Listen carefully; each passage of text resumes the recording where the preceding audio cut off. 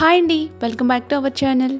చాలా రోజులైంది కదా వీడియోని పోస్ట్ చేసి మన ఛానల్లో. సో ఇప్పటి నుంచి రెగ్యులర్గా వీడియోస్ అనేవి వస్తుంటాయండి. ఇప్పటి వరకు మన ఛానల్ని ఎవరైనా సబ్స్క్రైబ్ చేసుకోకపోతే సబ్స్క్రైబ్ చేసుకొని పక్కనే ఉన్న గంట సింబల్ని క్లిక్ చేసుకోండి. అలాగే ఫ్రెండ్స్, ఈరోజు మన వీడియో వచ్చేసి Lingaiah tiffin centre chutney recipe అనమాట. ఇది 50 సంవత్సరాల చరిత్ర గల చట్నీ రెసిపీని మీకు ఈరోజు చూపించబోతున్నాను. ఎప్పుడైనా ట్రై చేయకపోతే ఒకసారి ట్రై చేయండి. అలాగే ఫ్రెండ్స్, ఇప్పుడు ప్రాసెస్ని చూసేద్దాం. ముందుగా అయితే స్టవ్ ఆన్ చేసుకొని స్టవ్ పైన కడాయిని పెట్టుకొని ఇందులోకి 1 టేబుల్ స్పూన్ వరకు ఆయిల్ తీసుకోవాలన్నమాట. ఆయిల్ కొంచెం హీట్ అయిన తర్వాత పల్లీలని వేసేసుకోవాలి. అంటే పల్లీల క్వాంటిటీ అంతా కాదండి, నేనైతే 1 కప్పు తీసుకున్నాను అనమాట. మీకు ఎంత క్వాంటిటీ అవసరమో అంత తీసేసుకోవచ్చు అనమాట. అలాగే పల్లీలు అనేవి స్టవ్ని లో ఫ్లేమ్లో పెట్టుకొని దోరగా ఫ్రై చేసుకోవాలి. కొంచెం పల్లీలు ఫ్రై అయిన తర్వాత ఒక 10 వరకు వెల్లుల్లి రెక్కల్ని పొట్టి తీసేసుకొని వేసేసుకోవాలన్నమాట. ఈ వెల్లుల్లి రేకులు కూడా చక్కగా ఫ్రై అయిన తర్వాత ఇప్పుడు స్టవ్ని ఆఫ్ చేసేయాలి. స్టవ్ని ఆఫ్ చేసేసి 1 టేబుల్ స్పూన్ వరకు కారం వేసుకోండి. స్టవ్ని ఆఫ్ చేసేసి మాత్రమే కారాన్ని వేసుకోండి, లేదంటే కారం అనేది మాడిపోతుంది అనమాట ఆ వేడికి.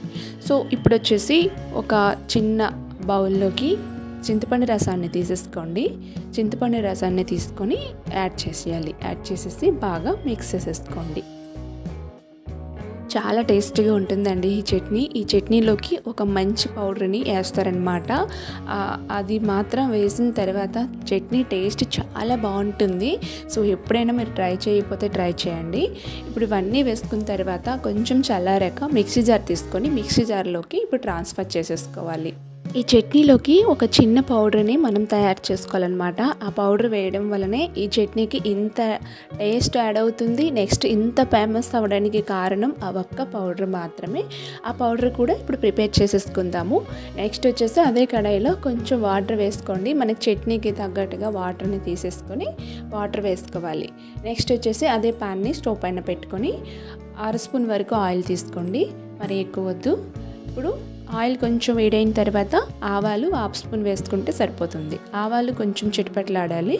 నెక్స్ట్ ఒక 1/2 స్పూన్ జీలకర్ర. నెక్స్ట్ వచ్చేసి ఇక్కడ నేను మినపప్పు వేసుకుంటున్నాను. 6 మినపగుళ్ళు కూడా వేసుకోవచ్చు.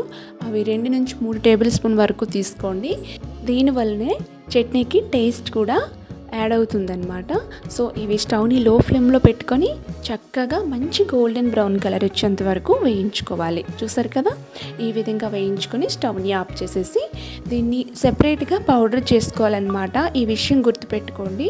నేను వచ్చేసి చిన్న మిక్సీ జార్ లేదు, ఇంత చిన్న మిశ్రమాన్ని మిక్సీ జార్ లేదు కాబట్టి నేను ఇందులోనే ట్రాన్స్ఫర్ చేస్తాను ఫ్రెండ్స్. సో మీ దగ్గర కనుక చిన్న మిక్సీ జార్ అంటే సెపరేట్గా కొంచెం బరకగా మిక్సీ పట్టుకోండి. ఇప్పుడు సాల్ట్ వేసేసుకొని దీన్ని మెత్తగా గ్రైండ్ చేసుకోవాలి. నేను వీడియో క్లిప్లో చూపిస్తున్న విధంగా ఇలా మెత్తగా గ్రైండ్ చేసేసుకోవాలి. ఫస్ట్ ఇలా గ్రైండ్ చేసుకున్నాక సెకండ్ సారి మనము ఆవాలు, జీలకర్ర, మినపప్పు మనం ఫ్రై చేసుకున్న వాటిని సెపరేట్గా గ్రైండ్ చేసి వేసుకుంటే ఇంకా టేస్ట్ బాగుంటుంది. అట్లా ట్రై చేయండి. సో ఇప్పుడు ఒక బౌల్లోకి తీసుకొని సాల్ట్ సరిపోయిందో లేదో చెక్ చేసుకొని సర్వ్ చేసుకోవడమే. సో 50 సంవత్సరాలు గల చరిత్ర గల లింగయ్య చట్నీ రెసిపీ అనమాట. Lingaiah tiffin centre chutney recipe చాలా బాగుంటుంది. మీరు ఎప్పుడైనా ట్రై చేయకపోతే ఒకసారి ట్రై చేసి చూడండి. టేస్ట్ అవసరం అండి, చాలా బాగుంది. సో ఫ్రెండ్స్, మరి చూసారు కదా, ఈ చట్నీ రెసిపీ చాలా ఈజీగా అన్నీ మన ఇంట్లో ఉన్న ఇంగ్రీడియంట్స్తోనే ప్రిపేర్ చేసేసుకోవచ్చు. అలాగే వీడియో నచ్చినట్లయితే లైక్ చేసి షేర్ చేసి సబ్స్క్రైబ్ చేసుకోండి. Thank you.